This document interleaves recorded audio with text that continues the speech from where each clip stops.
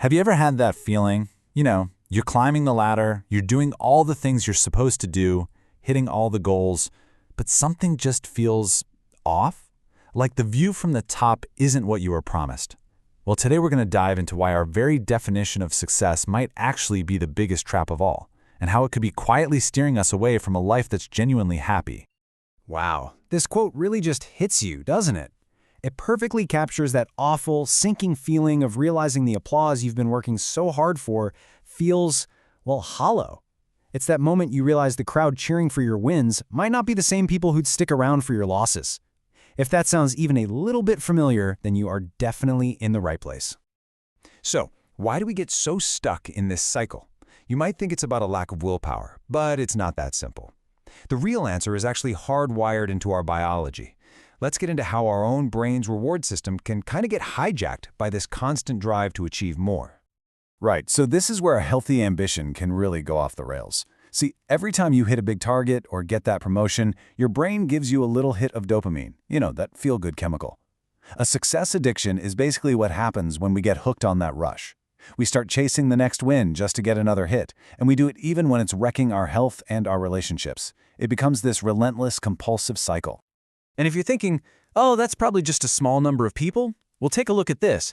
It's estimated that almost a third of the population struggles with workaholism, which is a huge part of this success addiction. This is not some rare niche problem. It's a massive challenge in our modern world. And here's where it gets really stark. This chart just lays out the costs so clearly. The data shows that people who identify as workaholics have an anxiety rate nearly 3 times higher than their peers. Think about that. We're not just talking about feeling a little stressed here. This is a serious, measurable impact on mental health. The numbers really don't lie. That chase for success comes with a very steep price tag. Which brings us to our next big idea, chasing empty victories. We're all taught this mantra, right? Work harder, put in more effort, and you'll be more fulfilled. But what if all that effort is just spinning our wheels? What if it's leading to wins that, at the end of the day, don't really fill us up at all? The age-old question. This is the one that drives so much of the grind, isn't it?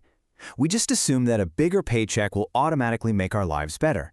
But what's fascinating is that the latest research shows the answer is, well, it's way more complicated than a simple yes or no. Okay, this data is so interesting. For most of us, happiness does keep going up with income, way past what we used to think.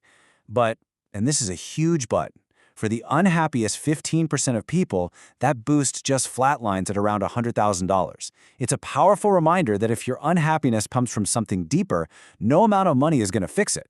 Money is a tool, for sure, but it's not a cure.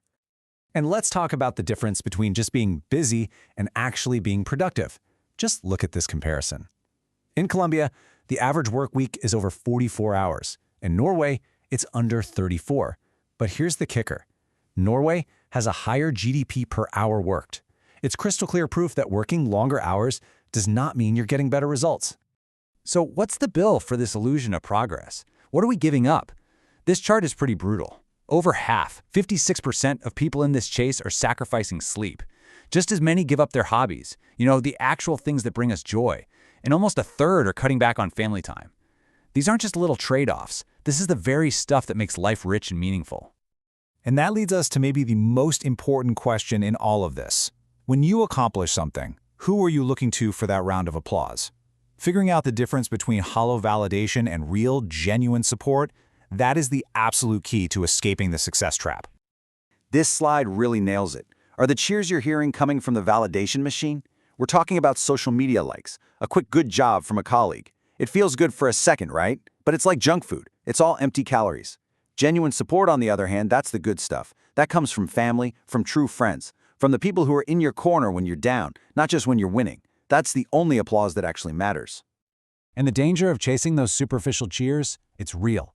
It leads directly to more anxiety, that constant fear of missing out, and a really fragile sense of self-worth that's totally tied to external numbers.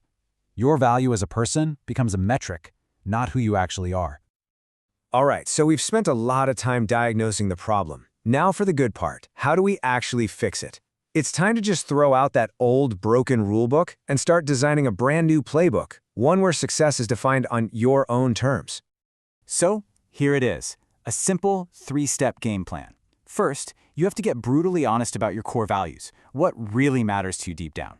Step 2, you got to intentionally build a life that has more than one dimension. Don't let your job be your entire identity. And third, start setting goals that are actually aligned with those values.